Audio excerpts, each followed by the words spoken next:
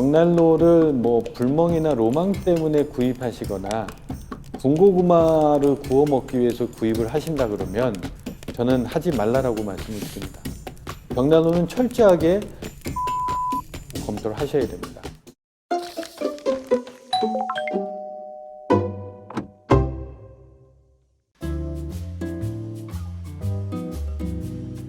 안녕하세요. 벽난로 기업을 운영하고 있는 벽난로 전문가입니다. 많은 분들이 이제 불멍의 요소로 생각을 하시는데요. 벽난로는 철저하게 난방 장비로 보셔야 됩니다.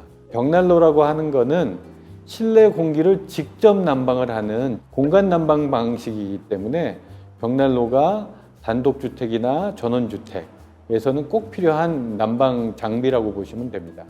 벽난로 가격에 대해서는 고객분들한테 꼭 말씀을 드리고 싶은 얘기는 국내 벽난로 가격은 유럽 가격에 비해서 많이 비싸게 좀 팔고 있습니다. 그래서 꼭 하셔야 되는 부분들이 유럽 현지에서 얼마에 판매되고 있는 벽난로인지를 확인하시는 게 되게 중요하고요. 근데 왜 이게 중요하냐면 유럽은 이 벽난로가 주난방 시스템입니다. 그러니 많은 연구 개발이 돼서 만들어지는 벽난로고요. 벽난로를 어렸을 때부터 써본 유럽 사람들이 평가한 가격이니까 수백 개 기업과 수천만 명의 고객이 결정하는 가격이기 때문에 유럽 현지에서 판매 가격은 그 벽난로의 성능과 품질이 제대로 반영이 되어 있는 거예요. 그냥 간단하게 비교하면 유럽에서 수입하는 벽난로와 국내에서 판매하는 벽난로는 성능과 품질이 틀리기 때문에 가격 차이는 날 수밖에 없는 상황이고요. 벽난로는 그 성능과 품질이 그냥 육안으로 벽난로를 처음 써보는 한국 사람이 판별하실 수가 없으세요. 그래서 저희는 벽난로 시연을 꼭 보셔야 된다 그래요. 판매자의 말이나 이런 거를 믿지 마시고 싸기 때문에 차선책으로 구입을 하셨다가 후회하시는 고객을 제가 너무나도 많이 만났어요. 왜냐하면 실내에서 장작이 타는 거기 때문에 완전 연소를 제대로 시키지 못하는 벽난로라면 실내에 연기 냄새 나고 난방도 제대로 안 되고 주변만 뜨겁고 위험하고 이럴 수 있는 겁니다. 그래서 시연을 꼭 보시고 유럽 현지 가격을 확인하시고 그 다음에 이 제대로 난방이 되는지를 온몸으로 확인을 하시는 게 제일 중요한 겁니다.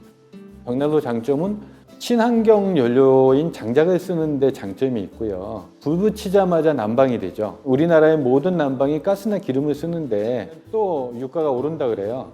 그래서 가장 저렴하게 난방을 할 수 있는 난방 장비라고 보시면 됩니다. 단점은 장작에 불이 꺼지면 곧바로 난방이 중단이 돼요. 장작이라고 하는 연료는 부채기 때문에 불을 붙이면 이제 기체가 된 다음에 연소가 되죠. 그래서 연기가 납니다.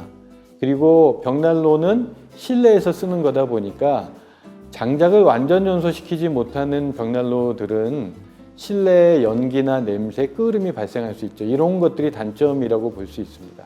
많은 연구 개발들이 이루어져서 유럽의 벽난로 선진 기업들은 장작을 완전 연소시켜내는 벽난로를 만들어내고 있고요. 아날로그 장비인 벽난로가 디지털, 그러니까 뭐냐면 장작을 완전 연소시키기 위해서 다중 연소를 자동으로 시켜주는 벽난로들, 그 다음에 핸드폰으로도 컨트롤할 수 있는 세계 최초의 IoT 벽난로까지도 개발이 되고 있습니다.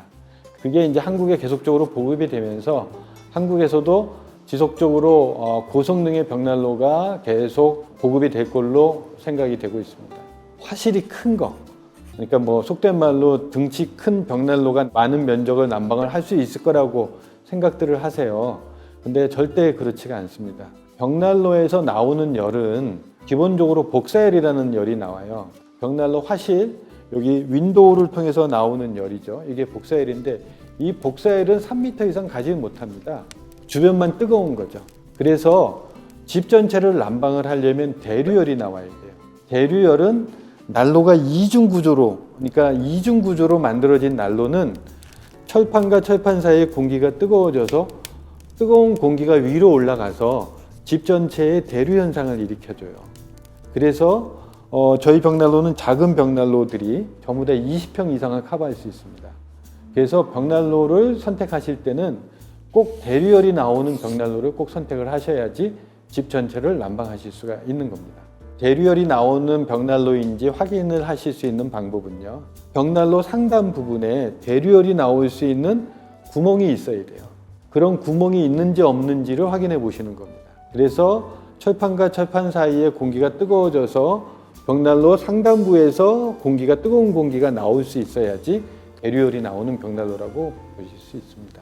실내에서 장작이 타기 때문에 연통이 나가야 되는 위치들이 어떻게 되어 있는지를 확인을 하셔야 됩니다.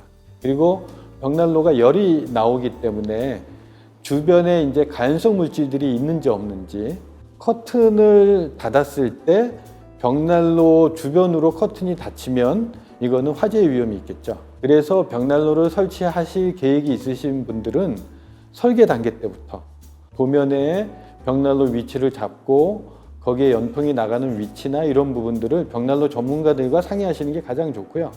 그래야지 비용도 적게 들고 효율적인 위치를 잡으실 수가 있는 겁니다. 벽난로는 이제 설치비가 다 별도로 되어 있습니다. 벽난로를 설치할 때 연통을 설치해야 되기 때문에 단층 같은 경우에는 연통이 조금 들어갑니다. 2층 같은 경우에는 연통이 많이 들어가고요.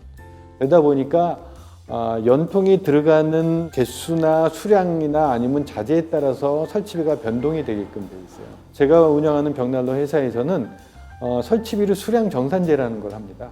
벽난로 설치한 다음에 어떤 연통이 몇 개가 들어갔다는 거를 고객한테 다 알려드리고 그 단가대로 정확하게 계산을 하게끔 그렇게 돼 있어요.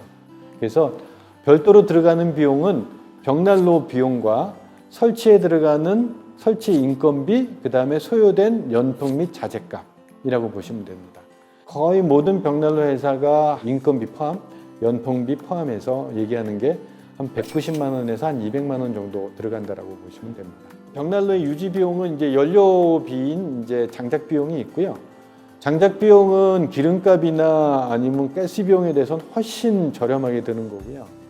그 다음에 유지 비용이라고 하는 부분이 소모품이라기보다는 이제 착화제라든지 아니면 연통 청소하는 부분, 뭐 이런 부분들이 드는데, 완전 연소가 되는 벽난로는 연통 청소를 매년 하실 필요도 없고요. 저희 같은 경우에는 지금 5년 정도 됐는데 연통 청소 의뢰해 오신 고객이 딱 한 분밖에 안 계세요. 그러면 뭐 연통 청소를 거의 뭐 하실 비용은 없다는 거죠. 크게 유지 비용이 들어갈 부분은 많지 않습니다. 저희 벽난로 같은 경우에는 겨울 5개월 동안 한 3루베 정도 장작을 쓰신대요, 평균적으로. 장작 1루베가 1톤이 조금 안 되는 거고요. 장작 비용이 1루베에 16만 원에서 한 18만 원. 5개월로 3루베를 나누면 한 달에 장작 비용이 한 10만 원 정도 든다고 보시면 됩니다. 벽난로 AS에 대해서는 저희 회사에서는 무상 AS 기간이 5년이고요. 근본적으로 벽난로는 크게 AS 사항들이 발생하지는 않습니다. 대부분이 기계적으로 만들어지는 장비이기 때문에 AS할 부분은 없고요. 가끔 이제 소모품이나 연통이 나가는 부분에 있어서의 어떤 이제 시공상의 하자들, 이런 부분들에 대한 AS라고 보시면 될 것 같습니다. 벽난로는 이제 겨울에는 난방 장비지만 봄, 여름, 가을에는 인테리어 가구 같은 역할을 해줘야 됩니다. 집의 인테리어 효과나 아주 정서적인 측면에서 벽난로가 하나의 가구 같아야 되는 거거든요. 그렇다면 난로가 이중 구조로 돼서 뒤에 단열 벽돌을 붙이지 않는 벽난로가 되게 중요하고요. 왜냐하면 단열 벽돌을 붙여놓으면 그러면 인테리어적인 요소도 될 수 있지만 어느 부분에서는 인테리어를 깨는 요소가 될 수도 있어요.